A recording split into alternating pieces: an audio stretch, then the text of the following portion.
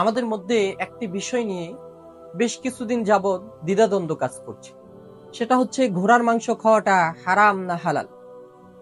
এর আগে আমরা একটা বিষয় বুঝে নিব যে যেই জায়গায় গাজীপুরের ঘোড়ার মাংস বিক্রি হচ্ছে, ওই জায়গার ওই ব্যবসায়ীকে দেখলাম যে তিনি ফতোয়া দিচ্ছে ঘোড়ার মাংস হারামও না হালালও না, খাওয়া যায়।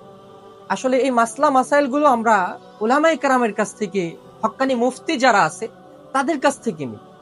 সাধারণ মানুষ কিন্তু যারা মুফতি না, মাসআলা দেওয়ার তারা অধিকার রাখে না। এখন আসেন কেমন আলেমের কাছ থেকে আমরা মাসআলা নিব।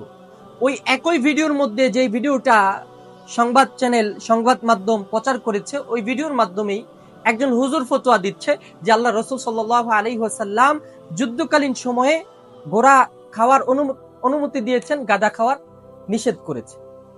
অনুরূপ ভাবেই গুগলের মধ্যে এই কথাটা এসেছে। আমাদের সবচেয়ে বড় সমস্যা, আমরা ছাত্র জামানায় পড়াশোনা করি আর না করি, এখন হচ্ছে একটা মাসআলা আসলে আমরা গিয়ে গুগলে সার্চ করি, আর গুগলে যেভাবে এসেছে ওইভাবে আমরা বলি। অথচ আল্লাহ রাসূল সাল্লাল্লাহু আলাইহি ওয়াসাল্লাম ঘোড়া খাওয়ার অনুমতি দিয়েছেন, আদেশ করেননি। অনুমতি কখন দিয়েছেন? যখন যুদ্ধ শুরু হয়েছে, যুদ্ধ চলাকালীন অবস্থায় আল্লাহ রাসূল সাল্লাল্লাহু আলাইহি ওয়াসাল্লাম ঘোড়া খাওয়ার অনুমতি দিয়েছে। ওই সময় খাদ্য সংকট। এখন কি আমাদের যুদ্ধ চলছে? আর আল্লাহ রাসূল সাল্লাল্লাহু আলাইহি ওয়াসাল্লাম এমনি সময়ে ঘোড়া খাওয়া নিষেধ করেছে। নিষেধ হওয়ার কারণ কি? ফিকহের মধ্যে এসেছে নিষেধ হওয়ার কারণ ঘোড়া যুদ্ধের প্রধান বাহন। যুদ্ধের প্রধান বাহন হওয়ার কারণে ঘোড়া খাওয়া মাকরু। এখন এই মুহূর্তে তো ঘোড়া দিয়ে যুদ্ধ চলে না, তাহলে এই সময় ঘোড়া খাওয়া জায়েজ, ঘোড়ার মাংস খাওয়া। হ্যাঁ, এখন যুদ্ধ ঘোড়া দিয়ে চলে না, আবার একেবারে বন্ধও হয়ে যায়নি, যার কারণে আমরা পুলিশদের যেই কেন্দ্র আছে, তাদের যে ট্রেনিং সেন্টার আছে, ওই জায়গায় গেলে এখন আমরা দেখতে পাই ঘোড়াকে ট্রেনিং দেওয়া হচ্ছে, যুদ্ধের প্রস্তুতি নেওয়ানো হচ্ছে। যুদ্ধ ঘোড়ার মাধ্যমে এখন হয় না, আবার একেবারে বন্ধও হয়ে যায়।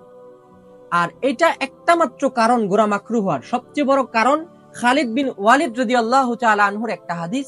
তিনি স্পষ্ট ভাষায় বলেন আল্লাহ রাসূল সাল্লাল্লাহু আলাইহি ওয়াসাল্লাম আমাদেরকে ঘোড়ার মাংস খাওয়ার জন্য নিষেধ করেছেন। স্বাভাবিক সময়ে, যুদ্ধ চলাকালীন অবস্থায় ঘোড়ার মাংস খাওয়ার অনুমতি দিয়েছেন, আদেশ করেননি। কিন্তু স্বাভাবিক সময়ে ঘোড়ার মাংস খাওয়াকে আল্লাহ রাসূল সাল্লাল্লাহু আলাইহি ওয়াসাল্লাম নিষেধ করেছেন। অর্থাৎ এটা হারাম না, আবার হালালও না, এটা মাকরু। আর মাকরু মানে গুনাহ না এমন না, মাকরু গুনাহ, হারামের চাইতে একটু কম, কিন্তু মাকরু মানেও কি গুনাহ। মাকরু দুই প্রকার, মাকরুয়ে তাহরিমি, মাকরুয়ে তানজিহি। মাকরুয়ে তানজিহির মধ্যে গুনাহ নেই, কিন্তু মাকরুয়ে তাহরিমির মধ্যে গুনাহ রয়েছে। আল্লাহ তাআলা আমাদেরকে সকল গুনাহ থেকে বেঁচে থাকার তৌফিক দান করুন। আর তার থেকে বড় কথা, এটা একটা রুচির বিষয়, জায়েজ হয়ে গেল। যেরকম দফ আরবের মধ্যে পাওয়া যায়, সান্ডাল, এই সান্ডাল এটা আরবেরা খায়, কিন্তু আল্লাহ রসুলের দস্তরে যখন এসেছে গুইল সাপের মতো দেখতে, আল্লাহ রসুল এটা গ্রহণ করে নেই, সরিয়ে দিয়েছে। আল্লাহ রসুলের রুচিতে যায়নি, এটা তো রুচির বিষয়। আর এটার মধ্যে সায়েন্সের অনেকগুলো গবেষণা আমি ঘোড়ার মাংস সম্পর্কে দেখেছি যে এখানে ক্ষতি আছে। দেখেন, সিগারেট মাকরু কিন্তু ক্ষতি থাকার কারণ। তো যেই জিনিসের মধ্যে ক্ষতি বিদ্যমান, ওইটা জেনে শুনে ওইটা না খেলেও চলে, কিন্তু জেনে শুনে ওইটা আমি শুধু শখে আবেগে ওইটা আমি ভক্ষণ করলাম, এটা আমার জন্য জায়েজ হবে না। আর সবচেয়ে বড় কথা, আল্লাহ রসুলের হাদিসের মাধ্যমে, খালিদ বিন ওয়ালিদ রাদিয়াল্লাহু তাআলা আনহুর বর্ণনার মাধ্যমে প্রমাণ হয়ে যায় যে এটা খাওয়া মাকরু। তো অতএব মাকরু থেকেও আমাদেরকে বেঁচে থাকতে হবে। আল্লাহ তাআলা আমাদেরকে তৌফিক দান করুন। আসসালামু আলাইকুম ওয়া রাহমাতুল্লাহি ওয়া বারাকাতুহু।